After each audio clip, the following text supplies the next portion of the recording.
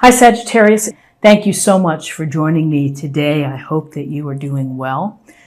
This is a reading for any sun, moon, or rising Sagittarius. We're going to take a look at the cards. We'll get a sense of the awareness or the big ideas for the week, guidance, and possible outcomes. And this is the keeper of the scales, fairness and balance.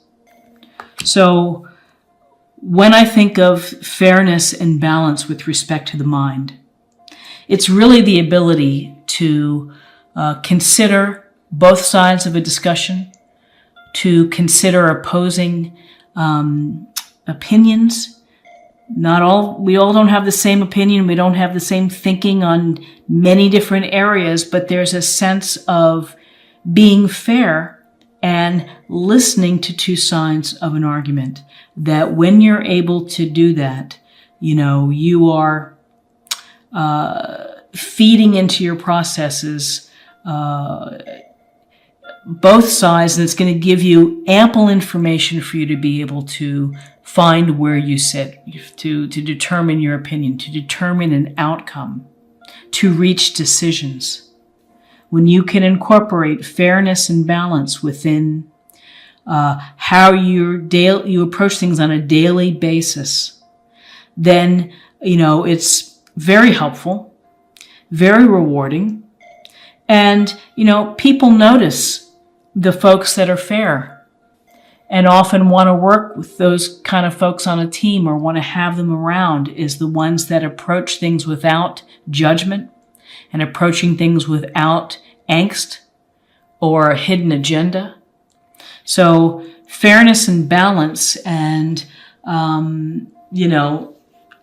with respect to balance, I think sometimes if you have liberal political leanings, that maybe it's a good idea to listen to the conservative talk shows for a bit and to just see what they're saying. You may not want to do that, but it's informative. When you're able to approach things from two sides and to look at it without flavoring it or without, really kind of negating the other side, then you're going to be a much better informed, husband, wife, worker, a clergyman, any of those modalities, any of those things. So fairness and balance with your mind. It also involves probably reading lots of sources of information and not just sticking to one, just not reading the internet, but reading books, reading newspapers, reading professional journals. Keeping yourself aware of what's happening in the world and your community will help you stay fair, stay balanced, will help your mind look at things from a clear and, fair approach. Okay, the keeper of the scales. Treat people fairly. Look at both sides of an issue. Try to keep your personal judgment out. Okay, so spiritual self. Spiritual self includes our subconscious, our intuition, our instinct, our feelings, our emotions. So let's get a sense of what energies and messages can we receive from the source to aid and to help our spiritual self. To aid and to help spiritual self. Vulnerability. This is confirmation that you're seeking to tread into the unknown, unfamiliar territory, where decisions are based more on intuition than rationality. Don't let fear hold you back or allow a misguided sense that feeling vulnerable is somehow a negative condition. So take a look at that card. One of the truer things that I've read is that, people perceive vulnerability as a weakness or as a negative aspect. And when you are able to be vulnerable and when you allow others to see that you are vulnerable, which means that you are able to be hurt, that you are able to feel the sadness, that, that you're scared, that you have fear, that you have anxiety. When you keep holding that in, when you're trying to put on that brave front or to be the tough guy or the tough gal and saying, I don't need help, I'm good. After a while, all of that tightness and keeping it in builds up, and it builds more stress, and it builds more blockages. And we're trying to release the negative energies. We're trying to let go of the things that don't help us today, of holding on to things from the past. And that doesn't help us when we're trying to deal with the present. So with vulnerability, for next week, how can you reveal yourself? How could you let someone know, perhaps if you're feeling down or if you're feeling not your normal self? How could you let someone know in a gentle way that, they're going to be receptive to help you? And I'm sure that they would be. But vulnerability means just, I think, letting down that false front for a moment or two so that you can let people see in. We're humans. We're not perfect. We have the good moments and we have the challenging moments, and we have we've somehow created that we have to have this perfect image and that we're strong and we can do it all and nothing gets through us. Well, we're vulnerable. Things hurt. Our skin bleeds. We cry. So allow yourself and your spirit to feel vulnerable, and don't let that stop you. What am I trying to say? I'm trying to say, don't create that false front that is like, I got this. I don't need any help right now. I'm good. But it's the fear of people seeing you for who you are. And perhaps there's a fear of that people are not going to like you, and people will like you, and people will respect you when you are upfront and open with your vulnerability. And, I'm just thinking of practical ways that could help shed light with that. And that could be something as going to, if the alcohol is an issue, it's going to AA and discussing your life and your challenges. Perhaps it's going to a weekly prayer session at the church, or a self-help group, or if it's related to divorce or widows. There are organizations and others who feel as you do. And if you're able to share some of that, then that can be very beneficial to your heart and to your soul, to everything. Okay, so let's look at the body. And our body is, every neuron, every muscle, every tendon, blood flowing, everything within us, our organs, all dictated by our brain of what we do. So let's get a sense of a practice or something to focus on next week that can help our body, our mind, our spirit find connection.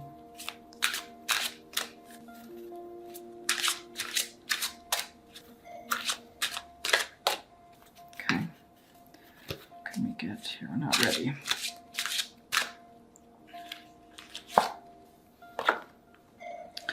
Use your natural healing abilities. Guide, encourage, and support healing work. So, your natural healing abilities. Well, I think under natural healing abilities, that applies to getting rest, having rest, eating a healthy diet. Your body cannot heal itself if you don't give it the vitamins or the nutrients or the rest or the water that it needs, the hydration. So also it's using your natural ability relies on you on keeping your spiritual self together, and keeping your mind active and engaged, because all of these things are going to help you heal whatever hurts you may have, whatever hopes you may have, but it's a sense of recovery. And rest is a really important piece of recovering and of restoration and of rejuvenation. So using your natural healing abilities, and sometimes it's just as simple as having some green tea and some honey, and using things from nature to try to help heal whatever is ailing you. In our society, particularly in the U.S., it's here's a pill to handle that. Here's the pill to help you with your cholesterol. The statin will improve your numbers dramatically. Bye-bye. What's the underlying issue? The underlying issue is to eat healthy and to exercise. Now, sometimes you can't do things because of genetics, but when you start from a natural perspective with your body first, of putting in plant-based foods and organically grown foods and things that you can do that will help you, then that's a start. But really, to me, it's this using your natural healing abilities is all incorporated with your mind and your spirit and your mindset, as well as the taking care of business part, which is your rest, your diet, your laughter, your joy with others, your, exercise. You've got to put in your part for your body to heal. You have to do your part. So if you're not taking care of your body, if you're smoking a pack a day, if you're drinking a half a bottle a day, then, you're making it more challenging for your body to heal. You're making it more challenging for everything to work in your favor. Ultimately, when we cut our finger, we wash it, maybe we put a little Neosporin on it, we put a Band-Aid on it, and then the skin, ultimately heals. And so that's the beauty of our species, is that we do have some natural healing abilities. So just, do your groundwork so that the body can do its thing. Okay, so now let's look at a theme or a general guiding light, a guiding perspective to think about for next week as you're thinking about being fair, as you're thinking about letting your vulnerable side show, and as you're putting together your best body so that it can heal itself. Okay, that one wanted to come out. The source.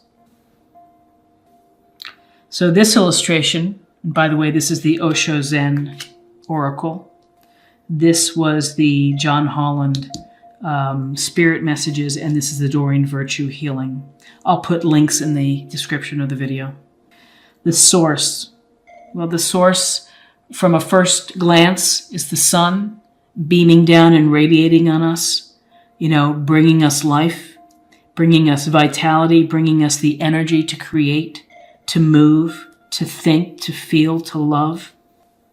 So connecting with source, your divine source, whatever that may be, whatever deity that you pray to, there is a divine source that we look to for guidance, that we look to for love and support and trust and belief.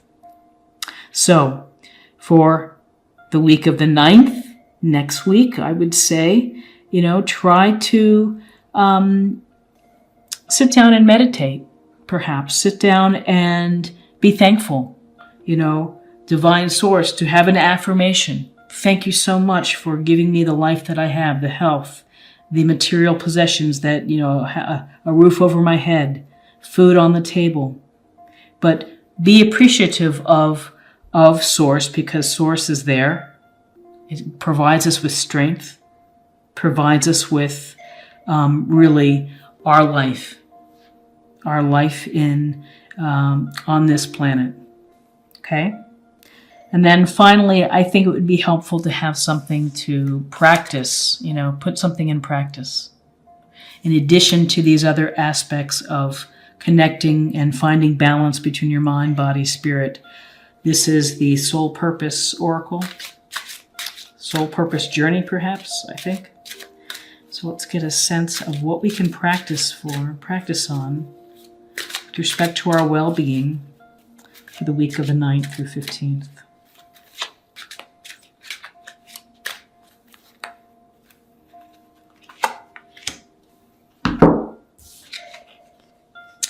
Freedom. I possess the power and the free will to create my happiness. So true. Freedom. We all have freedom to choose the path that we want to walk. We all have that freedom to pursue the knowledge that we want to incorporate into our life, to where we want to be engaged. We have the freedom to look at things through a positive lens, or, are you going to choose to look through things with a negative view or a downer type of view? These are the choices that we face every day. So you choose, we are free to choose. And your day is made up of how, and the choices that you make, the desires that you have. I possess the power and the free will to create my own happiness, and it's the old expression, happiness is an inside job. Happiness is a result of all of these things functioning together. And, if you're in a position now where you're not happy, it's hard to go from low to really high to say, I'm joyous, and it's not realistic. So each day, find something, a little piece, just to move the scale, just a nudge, that's going to get you to a better place where you can use your power. And if that means going for a walk or sitting outside or having your cup of iced tea, glass of iced tea outside, and you're able just to think for 5 minutes, it's up to you to start to walk back up that scale from feeling here to trying to get back up. So, and I would say that, people are there to help. People, if you are here and you're having a hard time, there are people willing to help. There are organizations willing to help. And that's going to rely on you being vulnerable enough to ask for help and to not be afraid to say, I'm faltering here. I need a little bit of an assist. But freedom, we're fortunate to have our freedom, where I live in the United States. We're fortunate to have freedom of speech because it's not a given. And so we need to take a moment to reflect and to appreciate that. So the power to create your own life. Something next week, do something that's going to affirm your power, that you're making choices that are going to make you happy. So I think this is a wonderful spread for next week of being fair, of allowing yourself to be vulnerable, to take care of the ground level so that your body can heal itself, to be grateful for and appreciative, and to acknowledge and to recognize our source, our life source, really, and to appreciate and to practice freedom. What does that mean to you? How do you do that? How do you use your power to create your freedom? Well, you have to use your mind to think about what it is that you want. And you need to listen to your intuition. And hopefully your body will put you in a position to be able to carry out whatever desires you have.